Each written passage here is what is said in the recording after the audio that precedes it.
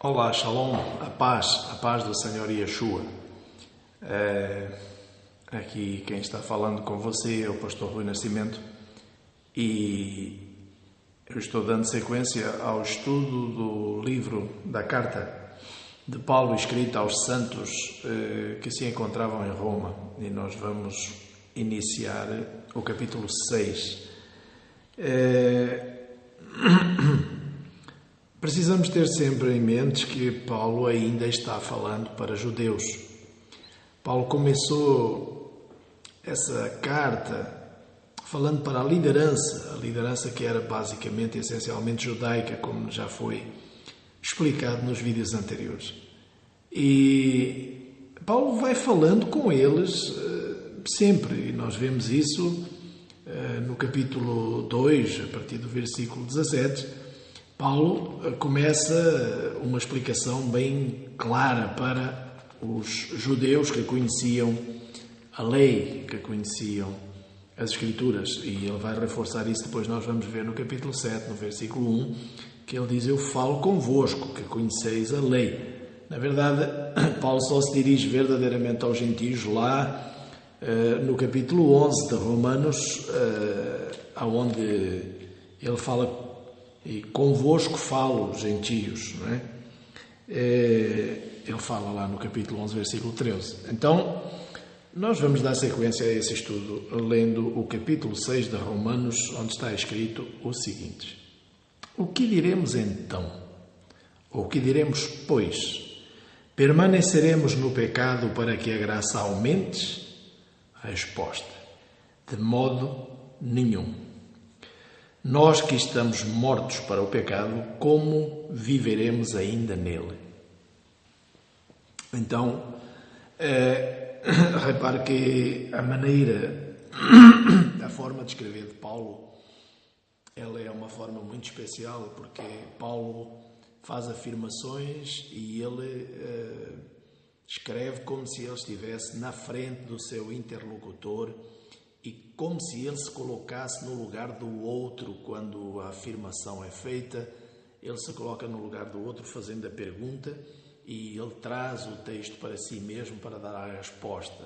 Então é como se alguém estivesse lendo tudo o que Paulo escreveu até o capítulo 5 e a determinada altura parasse e dissesse assim: mas então, o que é que eu posso dizer? Vou permanecer no pecado para que a graça aumente? E Paulo diz: de maneira nenhuma. Porquê Paulo diz que de maneira nenhuma? Porque o que Paulo descreveu e o que Paulo relata nessa carta é que quanto mais a pessoa é pecadora, obviamente mais necessidade de graça ela precisa. Mas não depois que ela conheceu a Yeshua. É antes, não é? Então Paulo mesmo, explicando sobre ele em Filipenses e em Atos e em vários lugares, Paulo diz que ele não era nem merecedor de ser apóstolo, porque ele perseguiu a igreja, o corpo do Messias, a igreja de Deus. E portanto ele considerava isso um pecado atroz, considerava isso algo terrível, de maneira que não merecia nem a graça. Mas como era um pecado tão grande, e como Deus o perdoou disso, a graça superabundou, porque o pecado era maior, a necessidade de perdão era maior também. E é isso que Paulo está falando aqui, explicando aqui. Ele diz para o interlocutor que faria eventualmente a pergunta: então posso dizer que vou permanecer no pecado para ter graça maior? De maneira nenhuma.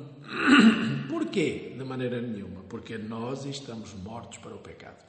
Ele está falando que aqueles que já receberam o Senhor Jesus como seu único Senhor e Salvador, que confessaram verdadeiramente que creem no Senhor Yeshua ressurgindo dos mortos para testificar da grandeza do Pai e do poder do Pai, esses de maneira nenhuma podem continuar pecando. Isso é óbvio, as Escrituras são claras sobre essa matéria. A Nova Aliança, o chamado Novo Testamento, é claro em todas as áreas, em todos os lugares. Existe apenas um lugar que pode parecer que temos um advogado à direita do Pai, então se pecarmos ele intercede por nós. Sim, João e Yohanan está dizendo que se eventualmente pecarmos, que isso é provável que vai acontecer com todos aqueles que entregam a sua vida para Yeshua, vivem num mundo ainda terreno, ainda estão envoltos de um tabernáculo que perece e que é corruptível, e então, por mais atenção que tenha e por mais desejo que tenha de santidade e de perfeição, ainda é provável que haja queda, que haja pecado, que haja distração, e nós, para pecarmos, só precisamos de estar vivos, porque é o que está escrito: aquele que está de pé, que julga que está de pé, cuide para não cair. Bom, então existem uma série de fatores que fazem com que nós, muitas vezes, possamos pecar sem, no entanto, irmos lá deliberadamente ao pecado, mas porque não percebemos, não entendemos, não sabíamos e pecamos. Isso é o que João fala depois, que temos um advogado à direita do Pai se eventualmente pecarmos. Mas não é porque somos pecadores que temos lá o advogado, é porque eventualmente poderemos vir a pecar. E isso não é porque somos pecadores, nós éramos pecadores. E Paulo está dizendo aqui: nós que estamos mortos para o pecado, como viveremos ainda nele? Como é possível viver no pecado alguém que já morreu para ele? É a mesma coisa que dizer que alguém que está enterrado que está vivo.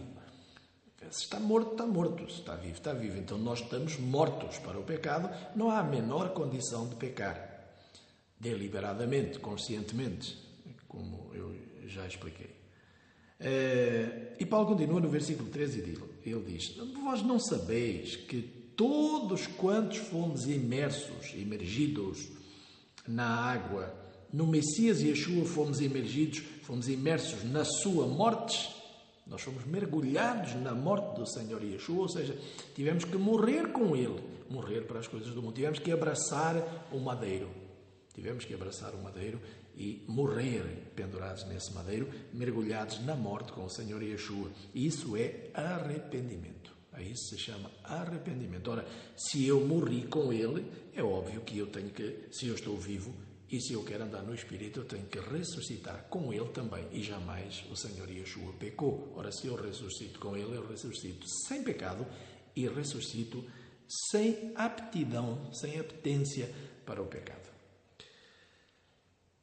De maneira que fomos batizados na sua morte, para que, assim como o Messias Yeshua ressurgiu de entre os mortos pela glória do Pai, assim andemos nós também numa vida nova. Ora, uma vida nova não é a vida que nós tínhamos no pecado, é uma vida sem pecado. Porquê? Porque nós ressurgimos dos mortos com Cristo, com o Messias. E como Ele nunca teve pecado, Ele nunca pecou, nós também não podemos dizer que estamos nele se andamos no pecado. Isso é óbvio, isso é o beabá.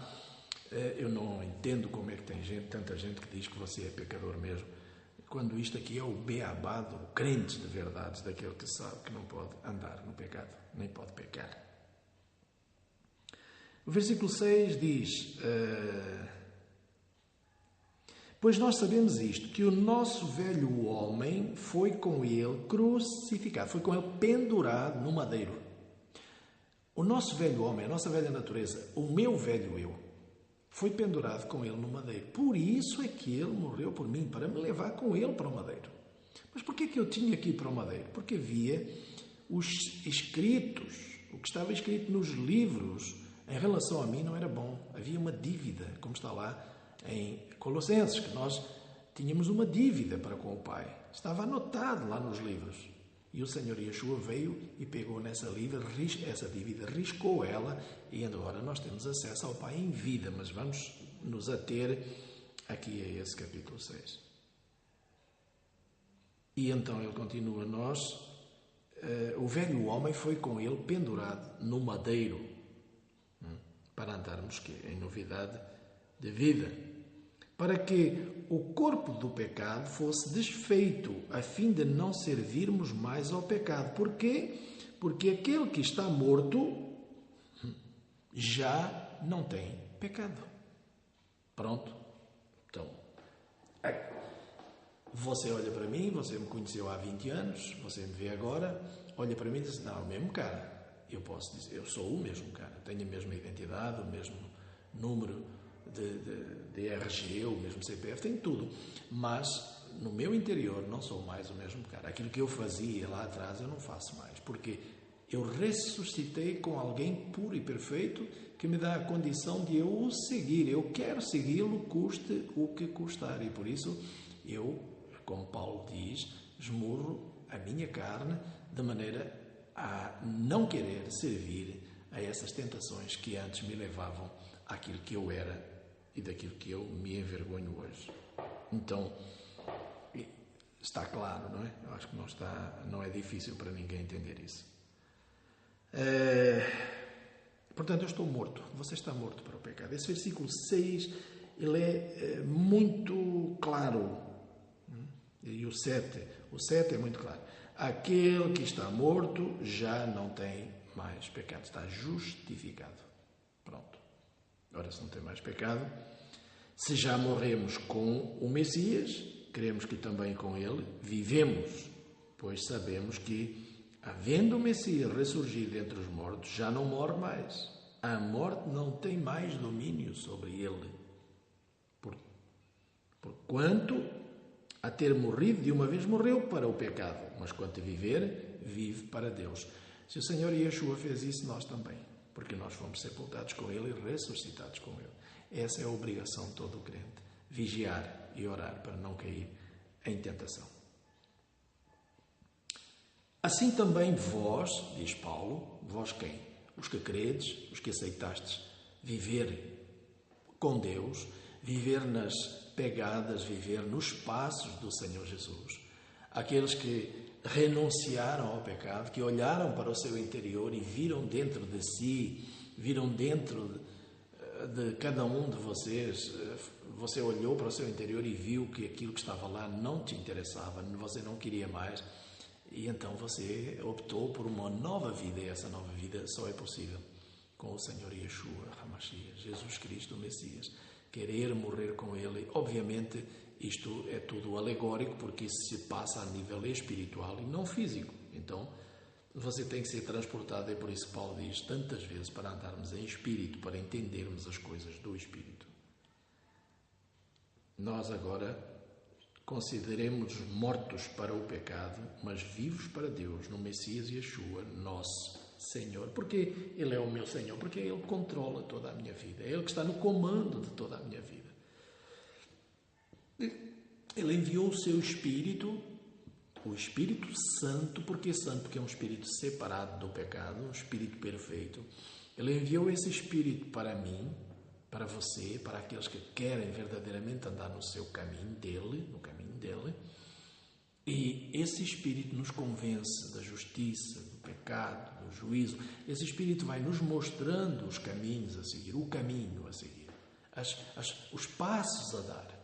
Esse Espírito vai nos mostrando como o nosso Senhor deseja que nós andemos. Por isso Ele é o nosso Senhor. E então Paulo continua no versículo 12 e diz: não reine, portanto, o pecado no vosso corpo mortal. Não pode haver pecado no meu corpo. Isto é Paulo, está explicando isso claramente. Eu já estou com vontade de começar a falar do capítulo 7, que parece que Paulo contraria isso tudo. Mas não contraria, ele simplesmente confirma tudo isso. Portanto, no meu corpo mortal não pode reinar o pecado. Para quê? Para eu não lhe obedecer nos seus desejos. Eu não posso mais ceder aos desejos, às tentações do pecado. Eu adulterava, eu fornicava, eu roubava, eu mentia. Eu e você. Eu não o faço mais. Posso ainda ter aquela tarja para alguns que me conheceram lá no passado. O fulano é tal, eu era. Não sou mais. Mas não sou, definitivamente não sou mais aquilo que eu era. Não faço mais o que eu fazia, não falo mais o que eu falava, não penso mais o que eu pensava, porque não sou mais eu quem vive, mas Cristo, o Messias Yeshua, vive em mim e agora Ele pensa em mim. Eu cedo a Ele o meu espaço, este corpo, eu cedo para Ele usar como Ele quer. E Ele nunca vai querer usar este espaço de uma maneira errada. Ele nunca vai querer que eu ande no pecado. Portanto, eu agora tenho essa consciência. E diz Paulo no versículo 13: nem tampouco apresenteis os vossos membros ao pecado por instrumentos de iniquidade, mas apresentai-vos a Deus como vivos de entre os mortos, e os vossos membros a Deus como instrumentos de justiça. Portanto, eu cedo ao Senhor Deus o meu corpo para instrumento de justiça, para Ele o usar da maneira que lhe agrada e da maneira que lhe convém. O versículo 14 diz: porque o pecado não tem mais domínio sobre vós. Porquê? Porque já estáis mortos para ele. Não estáis mais debaixo da lei, mas debaixo da graça. Porquê eu não estou mais debaixo da lei? Porque aquilo que a lei tem lá para me punir, eu já não ando nele. E, portanto, o que está escrito na lei, que era contra mim lá atrás, porque eu era pecador e transgredia a lei, agora não é mais aplicado em mim. Porquê? Porque eu não sou mais pecador e eu não transgrido mais a lei. Eu ando na lei e, portanto, o que está escrito na lei contra mim não se aplica. Como está escrito, maldição sem causa não encontra lugar. Então, se eu me esforço e se eu quero andar dentro da lei, isso é graça. Porquê? Porque eu estava fora dessa lei. Eu estava longe dessa lei. Porque o pecado me matou. Eu estava morto. Ora, se eu estava morto, eu não poderia mais praticar a lei. Porquê? Porque eu estava morto para a lei. Mas agora eu não estou morto para a lei. Eu estou morto para a maldição da lei. A maldição da lei não me mata mais porque eu estou debaixo da graça. A graça do Senhor me atingiu, me alcançou para voltar a colocar-me dentro da lei e, portanto, em conexão com o Pai. Claro e simples. Não tem nada de erro por aqui. O interlocutor que está lendo a carta, que é aquela pessoa que está ainda fora, porque Paulo está escrevendo para levar direção, para levar sabedoria, entendimento, discernimento, para levar dons espirituais. Paulo está escrevendo para levar direção. Ora, o interlocutor, que ainda não está bem dentro de tudo o que está sendo narrado, escrito aqui, vai ler e vai chegar a um ponto e dizer assim: bom, então o que direi? Poderei eu pecar por não estar debaixo da lei, mas debaixo da graça? Agora, a lei já não se aplica a mim, eu já não estou debaixo da lei, então agora eu posso pecar, porque agora é graça. Resposta: de modo nenhum. Sem chance. Sem chance. Não vai lá de maneira esperta usar. Eu tenho um advogado. João disse que eu tenho um advogado, mas João também disse que aquele que peca é filho do diabo. E isso não interessa para muitos, mas interessa lá o advogado. Aqueles que querem justificar os seus pecados têm o advogado à direita do Pai. E aquilo que João escreveu, dizendo que aquele que peca é do diabo, isso não interessa. Isso é hipocrisia evangélica. Então vamos continuar. Que diremos, pois, havemos de pecar por estarmos debaixo, não estarmos debaixo da lei, mas debaixo da graça? A resposta: de modo nenhum. Nunca, não. A resposta é não, querido. Se você estava à espera de outra, você com certeza não vai ser aprovado. Não sabeis vós que aquele a quem vos oferecerdes por servos para lhe obedecer, sois servos daquele a quem obedeceis? Ou do pecado para a morte, ou da obediência para a vida? Escolha. Ou você quer obedecer a Satanás ou quer obedecer a Jesus. É uma questão de escolha. Se você é um crente de verdade, você jamais vai querer obedecer a Satanás para morte. Não fique achando que uma vez que você entregou a sua vida para Jesus que não pode morrer mais. Isso é mentira dos demónios que andam aí dentro de muitas igrejas enganando as pessoas. Versículo 17 diz: mas graças a Deus que, tendo vós sido escravos do pecado, nós éramos escravos do pecado, obedecemos de coração à forma de doutrina à qual fomos entregues. Fomos libertados do pecado e nos tornamos escravos da vida, escravos da justiça, escravos de Yeshua. E Paulo diz: eu falo como homem por causa da vossa fraqueza, da fraqueza da vossa carne, porque assim como oferecestes os vossos membros à escravidão da impureza e da iniquidade para a iniquidade, assim, desse mesmo jeito, apresentai agora os vossos membros para servirem à justiça, para a santificação. Os vossos membros são os olhos, os ouvidos, o tato, o cheiro, o paladar, as mãos, os pés. Tudo o que nós temos no nosso corpo que possa ser um objeto de pecado usado para pecar, entrega agora para Deus, de maneira a que isso nunca mais possa ser usado para pecado. É isso que Paulo está falando, para que haja santidades. É isso que o capítulo 6 diz. Quando erais servos do pecado, quando estavas, Paulo está dizendo, quando você era pecador, estavas livres da justiça, estavas livres da vida. E que fruto então você tinha das coisas que agora você se envergonha? Paulo está falando no versículo 20 e 21. Porquê? Você tem vergonha porquê? Porque o fim dessas coisas que você fazia é morte. Tudo isso levava à morte. Mas, agora, libertados do pecado e feitos escravos de Deus, tendes o vosso fruto para a santificação e, por fim, a vida eterna. Porquê? Porque o salário do pecado é morte. Mas o dom gratuito de Deus é vida eterna no Messias Yeshua, nosso Senhor. Se quê? Se permanecermos nele. Precisamos de permanecer nele para que verdadeiramente nós possamos ter a vida eterna nele. Não adianta achar que vamos andar no pecado e que Jesus vai ser sempre o nosso Senhor e que estamos livres e que estamos libertos e que já estamos na glória, porque está escrito que já estamos assentados à direita do Pai nas regiões celestiais. E isso não é assim. Isso são sombra das coisas vindouras. Agora aqui nós estamos trabalhando a nossa santificação. Nós estamos desenvolvendo, como está escrito, desenvolvei a vossa salvação. A nossa salvação tem que ser desenvolvida a cada dia. E não é indo ao pecado, mas é indo à justiça. Não é querendo as coisas do pecado, mas é querendo as coisas do Senhor, as coisas justas e retas.